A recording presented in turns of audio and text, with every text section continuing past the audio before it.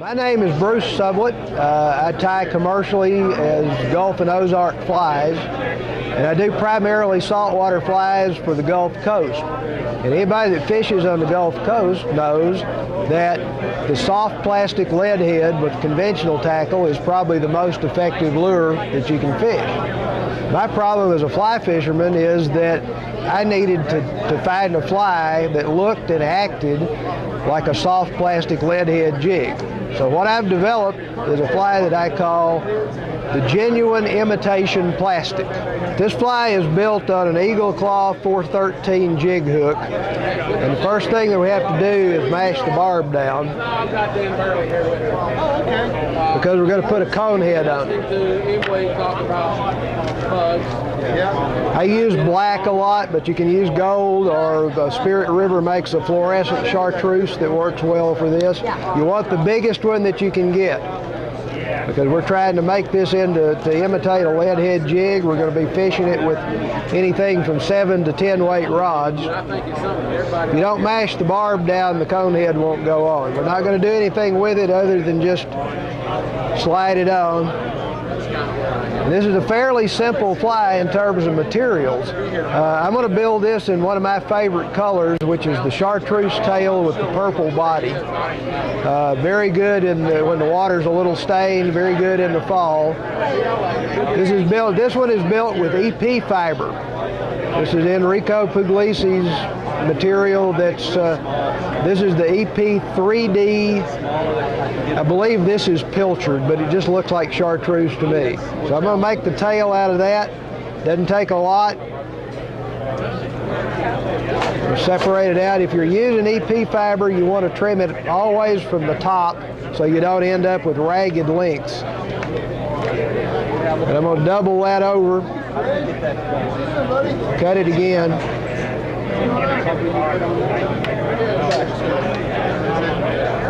I'm using just plain old 5/1000 monofilament sewing thread, which I use for almost all of my saltwater flies. I'm going to start it just a little bit behind the hook point. And I'm going to lay the tail material in. Now, you don't want the tail material to extend too far, because we're going to do something similar to spinning deer hair here. I'm not too worried about length right now.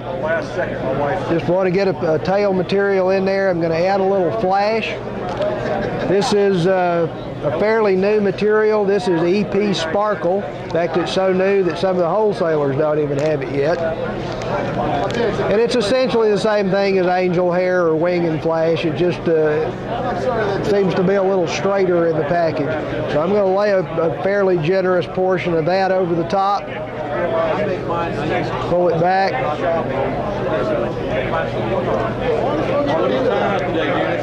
And wrap it down. And again, I'm not worried about length here because I'll trim later. The body of this fly, what I wanted was something that had the consistency of the soft plastic. And I think that's one reason that fish like it. They bite it and it mashes down. It's got some resilience, but it's still soft. So I'm going to start out by taking a piece of the EP fiber. Oh, that's right. That's Dennis from Nashville. Yeah. And I want it. Kenny something. Yes, real nice. Oh, the traditional matchstick thickness. And I'm going to cut it about an inch or an inch and a quarter long. Kevin Kenny. Let's see what it is. Okay. All right, I'm going to lay this in on top there, and I'm going to try to get it to spin. Now, this won't spin like deer hair. You have to kind of work it around, and you let it go as far as you can, and then you start pulling it back. Throw a wrap in, pull it back, work it back, work it back. And we're going to continue right up the hook shank with that. We want it to extend all the way around the hook, so if you tie in one bunch on the top, you may want to tie in the next bunch on the bottom, because we want them to have full 360-degree coverage here. You get about halfway up the hook shank, you've got a built-in hair packer on this. Take that cone head and use it to push the hook back.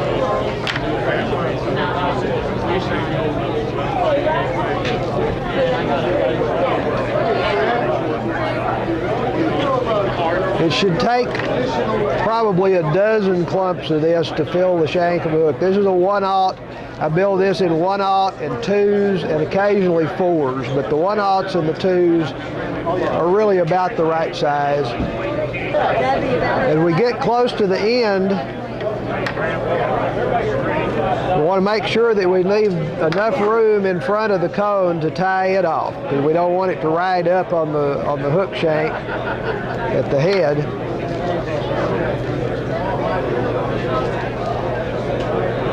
Gossamer is what I'm using, because that's what I've got. This fly can also be made with egg yarn, with sculpin wool, anything that'll stack. You can do it with spun deer hair. Hey, buddy. But I like the colors that the EP fiber comes in, particularly the 3D colors. They just seem to be more realistic.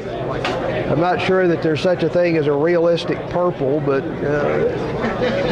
all right, so once we get quite a bit of that stacked up, I'm going to use my cone to pack it, and then I'm going to tie it off behind the cone. Okay?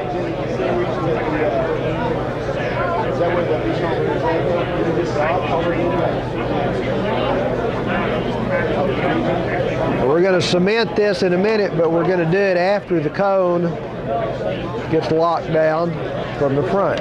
All right, push the cone back as far as it'll go, and then start the thread again in front of it and build up a little dam of thread in front of the cone so that it can't slide up.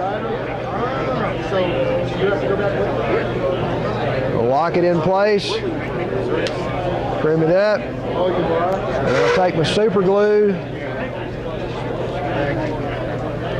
and put a drop or two right there, and it'll soak down through there and get those other thread wraps that are behind the cone.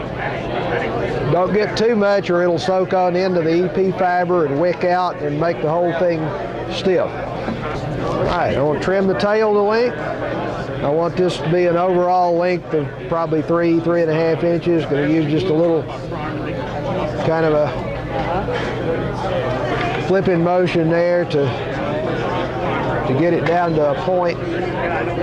We want to trim this body into roughly a triangle shape. We want the top of it to be flat, and we want the sides to come down to a little bit of a triangle. And at first we can be pretty ruthless with this, because you're going to trim off a lot more than you thought you would. One of the problems with trimming this fly is that it's tied with the hook point up, which makes it a little difficult to get in and get it trimmed. And if it hangs out a little bit, don't worry. I mean, we're looking for effect here and not for perfection of form. And you'll notice as you trim it, it starts to get more and more compact because you're getting closer to the hook shank where the fibers haven't spread as much. And as we approach the final shape, we want to be a little more careful with our trimming. Particularly, don't get your scissors across and cut the tail of it off. All right, when we get finished, you should have a nice chewy body up front. It'll feel like plush velvet. And then the tail with a little flash behind it coming to a point. And this behaves a lot like a lead head soft plastic. In other words, when you fish it, you want to let it fall, then pick it back up, let it fall, let it pick it back up. I've had considerable success with this fly on speckled trout and on flounder and on some other saltwater species as well. So that's the Genuine Imitation Plastic with EP fiber.